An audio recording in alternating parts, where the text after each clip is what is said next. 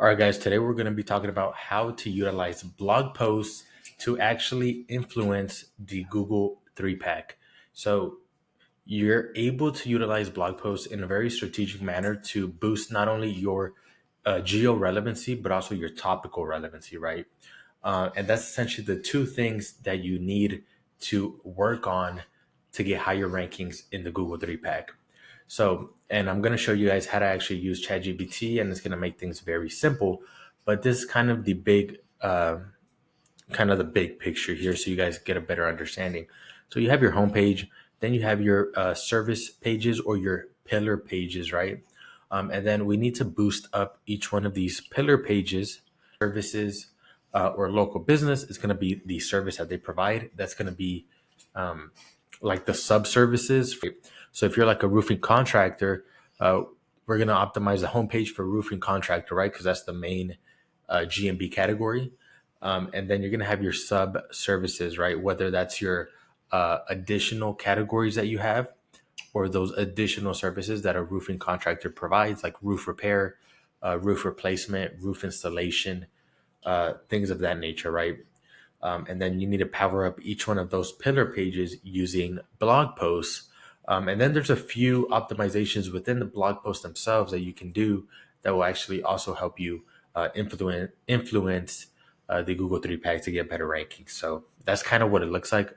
I like to do about 3 blog posts per each of our service or pillar pages. So we'll create a batch of 3, link them back to our pillar page. Then that pillar page links back to our homepage. Now, I also linked these blog posts to our homepage as well. And I kind of made a few notes up here in terms of what we need to do. And to actually get really fast ideas on blogs to create for this, you can just go over to ChatGPT. I'm going to put this prompt under the video here, but this is a prompt, right? So this is a prompt that we're using for this example. Asset that is mine. It's a dumpster rental company located in Chino, California, and you can see it gave me a bunch of articles here, right? And it also is giving me tips on where to internally link. But anyways, as you can see, it's mentioning both our main category, our target area, and then it's a blog topic. It's going to give you various different blog topics, right?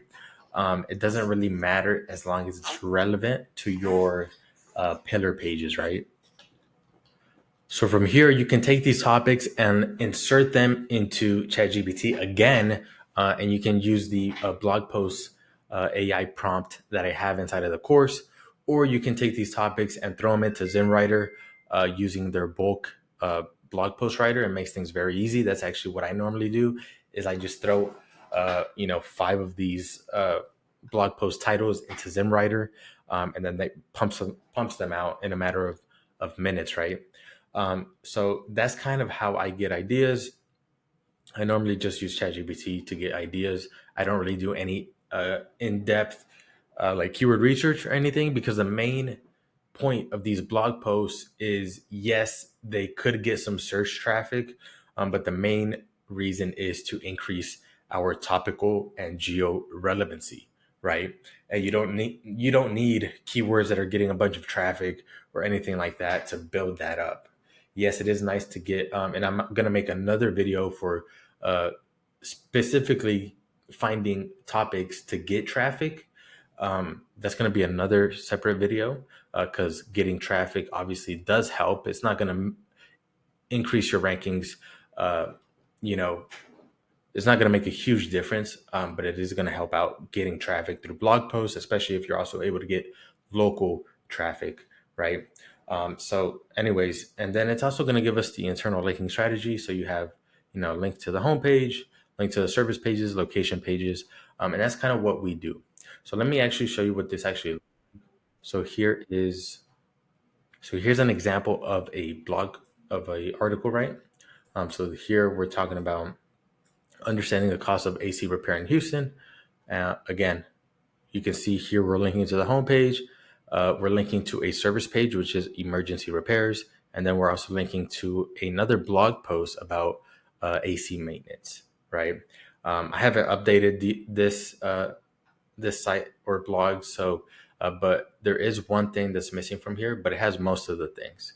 And then every now and then, I don't do this with every blog post, but I will also link to the Google business profile from the actual blog post, right? So going back, let me show you another example. And this has pretty much everything that I would normally recommend to do. You have your link, a branded anchor tags going to the homepage. You have your internal link going to your pillar page, which in this case it's classic car detailing. That's one of our pillar pages, right? It's just one of our service pages. And then at the very bottom, uh, linking out to our Google business profile using one of the keywords we want to rank for.